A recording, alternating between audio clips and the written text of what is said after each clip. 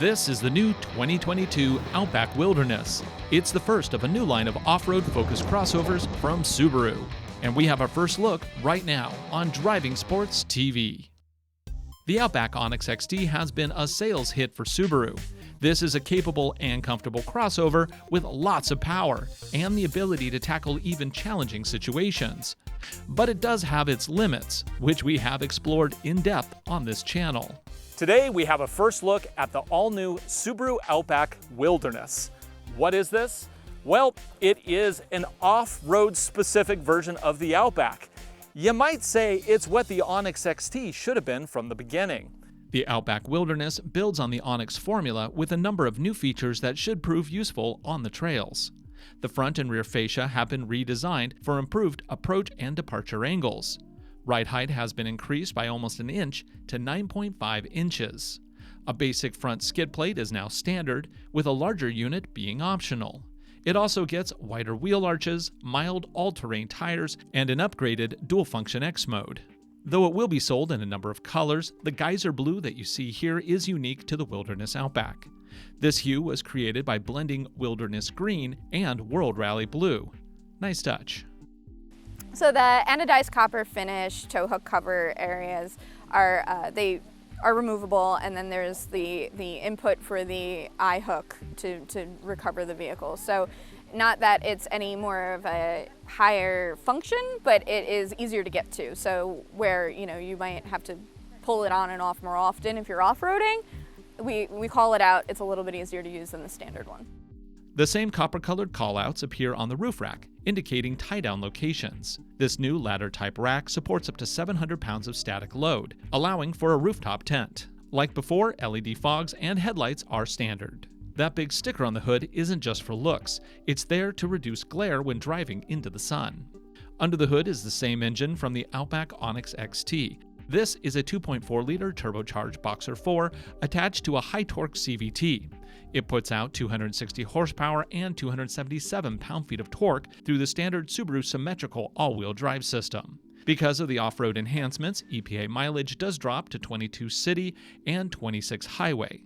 That's down from the Onyx XT's 23 city and 30 highway. Towing capacity is still 3,500 pounds. In the back, they've added a small light to illuminate the trunk work area.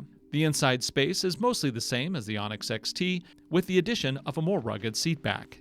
The easy release pulls are held over from other Outback models. Under the floor is a spare tire. And unlike the Bronco Sport, which has a mismatched full-size tire, this one is exactly the same as the all-terrain tires on the outside of the vehicle. The second row is mostly the same as before, with a new seat design to match the front row. Mud mats with the Wilderness logo will come as standard equipment. The same logo is on the redesigned front seats. Now let's see what's been improved from the driver's perspective. We can't drive this car yet, but we certainly can sit in it. Powering on, I'm greeted by a Subaru Wilderness logo. Now there are a few things that I'm seeing different here, aside from the obvious ones like the color here, stitching here. There's also a different unique color. The rings in the gauge clusters are updated to match these. There's also, these seats are updated. They seem to support a little bit better, but they also have a honeycomb pattern that's kind of cool. This whole interior is designed to be easy to maintain, live with, and clean. And yeah, that's what they've done.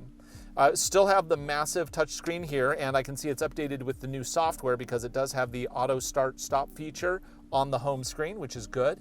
In the car info screen, driving stats have been updated with more in-depth off-road information. There is an enhancement to X mode where it will now go over 25 miles per hour. The deep snow mud setting, when you set that, it used to shut off at about 20 to 25 miles per hour. Now it'll go on for as fast as you want.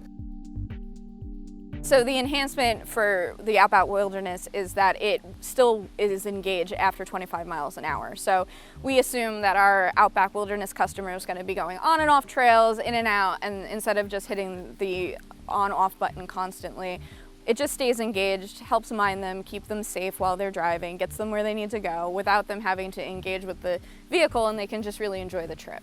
Yeah, there's no upper speed limit, so the function will continue to help you at varying degrees to however fast you want to go.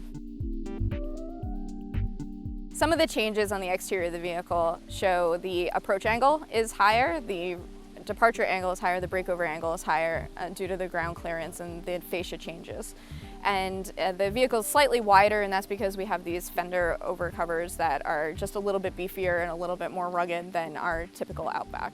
Most of the changes that we're seeing on the Outback Wilderness are exclusive to Outback Wilderness. So we really wanted this vehicle to have this really tough and rugged look. We wanted it to look fun, and we definitely wanted it to look different because this is a different vehicle for a different customer. Because this vehicle exists does not mean that they're going to discontinue the Onyx XT. That vehicle is still going to be made. And if you have an Onyx XT and you want to turn it into this vehicle, you can't really do that without some significant mechanical changes. So the Outback Wilderness is meant for the customer that is looking to get off-road and do more things and not necessarily considering aftermarket adjustments an option. So you couldn't take an Outback Onyx and just make it into a Wilderness, because what we did internally was we have everything calibrated appropriately. So eyesight is calibrated, VDS and the ABS, everything is calibrated for the changes in the vehicle ride height and other things. We also have a modification to the transmission, so that's not something that's easily done aftermarket, right? So the rear differential reduction ratio is 444, and the overall drive ratio is 411. So that's a different spec than what Onyx has. Sure, you can put different wheels and tires on, but you don't get the safety and security that Subaru can provide without using the factory spec'd and factory calibrated systems. Also, the tires are pretty mainstream. They're more aggressive for an OEM, but they're not like a full-on KO2, if you know what I mean. If you don't know what I mean, then you don't care. None of that really matters to you. So we chose the Geolander AT tire because it's a nice compromise. So it has very good on-road performance, it has great off-road performance, but it's quiet enough that you don't have that constant droning if we had a really big chunky tire. So a lot of research went into this car, and we found out that our owners like to take their cars off-road a lot, but most of the time they're day-to-day driving. So we want to make that experience also a comfortable experience. We don't know pricing on the Outback Wilderness yet, but I expect it'll be in the mid-40s. Let's compare how that shakes out against similarly equipped options in the same price range. The Honda Passport was one of the breakouts in this segment. It took class-leading all-wheel drive and applied it to a more ruggedized package. However, Honda didn't quite go as far as Subaru did with this new Wilderness Outback. Ground clearance on the Passport is still a mild 8.1 inches, and the tires are boring all seasons.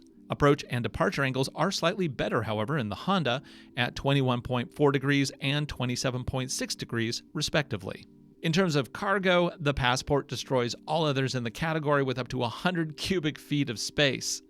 In terms of trail-specific features, it is pretty limited. The iVTM all-wheel drive system does have a couple of off-road specific modes, but there's no rear locker option, and their use of brake vectoring is conservative compared to the Subaru Wilderness. If we're talking off-road, we have to compare it against something from Jeep. Technically, the Grand Cherokee is a mid-size, but I think more buyers in this category will compare the Outback with the smaller and more capable Cherokee Trailhawk. The Jeep Cherokee Trailhawk comes with all-terrain tires, a dual-range gearbox, a lockable center, and Jeep's Select Terrain traction system. It also tows up to 4,500 pounds. The approach angle is class-leading at 29.9 degrees, and the departure angle is a whopping 32.3 degrees, making this a prime candidate for epic adventures. The Jeep Cherokee Trailhawk is the bargain in this lineup at under 40 grand when fully loaded with adaptive cruise control, a V6 motor, and a 9-speed automatic. But it's also a little smaller, and the 8.7 inches of ground clearance isn't very impressive. I think there's also a good argument to compare the Outback Wilderness to the Toyota 4Runner TRD Off-Road. They are very similar in some surprising ways. In terms of ground clearance, the 4Runner has 9.6 inches versus 9.5 on the new Outback Wilderness. That basically makes it a draw. Both have off-road enhancements, dual X mode on the Outback versus A-Track and multi-terrain select on the 4Runner. The 4Runner, of course, also has a locking rear differential and a low-range gearbox, making it the more flexible choice for extreme off-road. In terms of tires, the Outback is actually better equipped, as the 4Runner has mediocre all seasons. We look forward to putting the Outback Wilderness and the 4Runner TRD Off-Road head-to-head later this year. But I think it's safe to guess that the Outback Wilderness's better fuel economy and more comfortable day-to-day manners will win over some potential 4Runner buyers. Subaru clearly did their homework here. The Outback Wilderness carves a new niche that elevates the Outback without completely abandoning what made it such a success in the first place. Hopefully the same can be said for all the upcoming Wilderness vehicles. Of course, we'll keep you up to date right here. Looking forward to giving this one a full review in hopefully just a couple months. We'll see how long it takes Subaru to get us one. In the meantime, this is definitely a vehicle that I think people have been waiting for. For Driving Sports TV, I'm Ryan Douth, and thanks for watching. Be sure to subscribe, leave a comment, tell us what you think. Is this what you wanted, or did you want them to do just a little bit more? Post a comment below. Also, be sure to subscribe, and we'll see you again right here next week. I want to drive it. Next time.